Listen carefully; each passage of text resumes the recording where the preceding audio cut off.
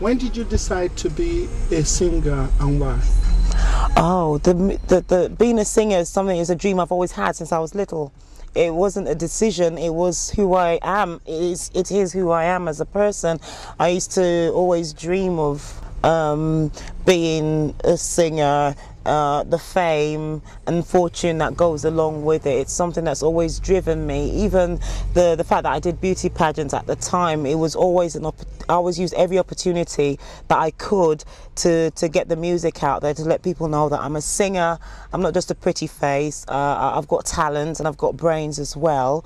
And it's just always been around there. So, but professionally, when I started actually doing it for a living and doing it to be paid, that was around in the 1990s. And when I was still in Nigeria, when I still lived in Nigeria, I was a member of a band called Motivations, and we were basically a lounge act at a place called in Victoria Island called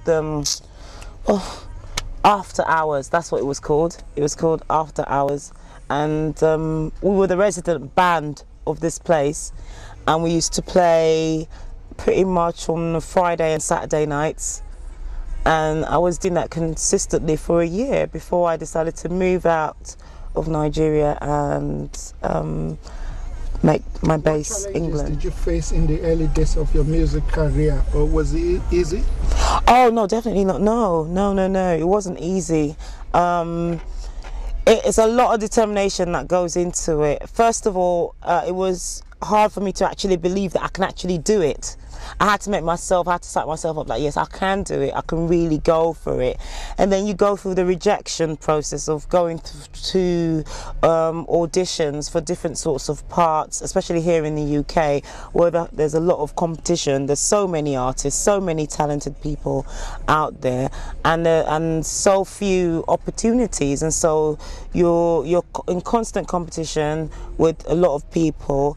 And it's hard actually putting a plan together, like a project plan, to actually say, okay, I'm going to go for the music and actually come up with the album. It took that album took me about 18 months to record, write and record, about 18 months. And apart from the fact that I had to source the funding myself and I had to plan the time and still hold down a full-time job, that in itself is a challenge. To just keep going in itself is a challenge, talk less of actually making it a business where you can actually make money out of.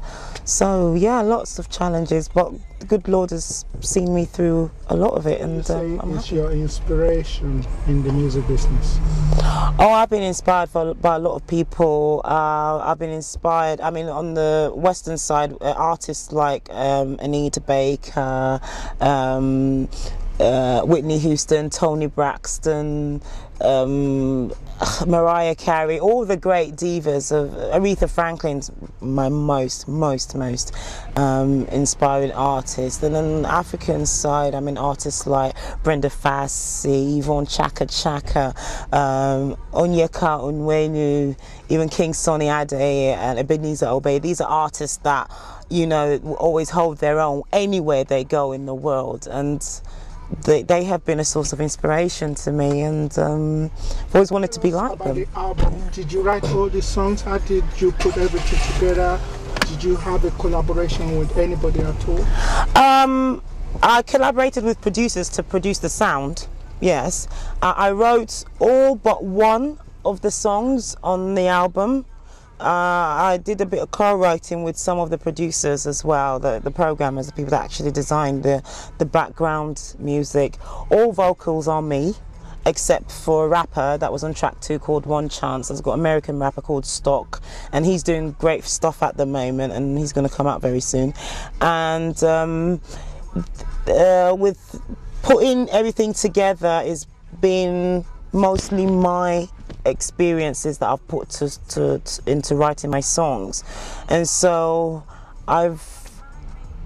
it's been it's a long journey. It's just, I don't know how I'm going to go around answering your question accurately, but it's been a very songs in the past when I was very young, and they weren't right musically to put into an album. So I've taken all that and actually rewritten a lot of the songs that I've done before, and I've written new ones to go with the experiences of a very low point in my life that I was going through at the time. And yeah, it was a journey. Which definitely. Unusual places do you normally write, and what mood? What's the best mood when you're writing?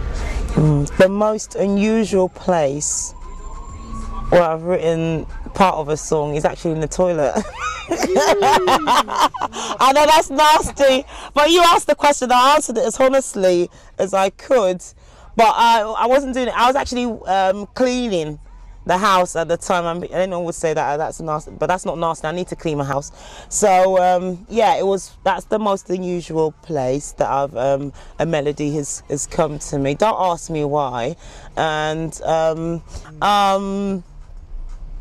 was in a very contemplative mood. I was in a mood where I was actually thinking what I was going to do next, and that's why the cleaning, when I'm actually not sure about what it is, the next thing I'm going to do, I tend to just like do something which is like either clean or read or something. And I was actually a bit where I was saying, okay, I'm going to write a song. What am I going to write about? I want to write something positive now. I want to write about love, and that's part of where I got a bit of the melody for Love Changes Everything. And yeah, that was the mood I was in, contemplative, thinking about the future, as much as you can when you're cleaning your own toilets. So what inspired you to write about this stuff, all this stuff you're writing about? What inspired you to write about it? I just had to get it out of my system. A lot of it was, a lot of anger went into it. Like I said, it was anger is that I went through a lot of a bad relationship period, which I had to get it out one way or the other, and coupled with the determination to actually make it as a singer. So I just, why not use your life for your art? And that's exactly what I did. Now you've got a single out called Had It All Before. Yes. By the way, we've had it all before. Yeah, heard it all before. Ideology or twist behind this single? Wow, there is no twist really. It's just been, I mean, I don't like to sound like this, but you do find a lot of situations where the guys come along to you and say the same thing over and over again, and basically you have heard it all before. And if you are like in one relationship with someone and they're constantly doing something that you don't like them to do, and they keep saying sorry, they find more creative ways of saying I'm sorry as time goes on, and they keep on doing the same thing over again, and it gets to a point where you just say, you know what, I've had enough. I've had enough of this, and there's nothing you can tell me right now because I've heard it all before. You can't say anything anymore because I've heard it all before, and it's just basically time to full stop to it and move on. That was it. What lessons have you learned from making this album? Oh, a lot. First of all, knowing the people who are really your friends. That was an eye-opener. And second of all is actually the value of planning and preparation for what it is that you want to do. I think thirdly, that, like I said, the good Lord is always with me, because I mean it happened at a time where a lot of people will be in depression, and I decided to turn that negative into a positive, and I just believe pretty much anything is possible if you open yourself to that possibility. Those are three very important lessons I've learned from this process.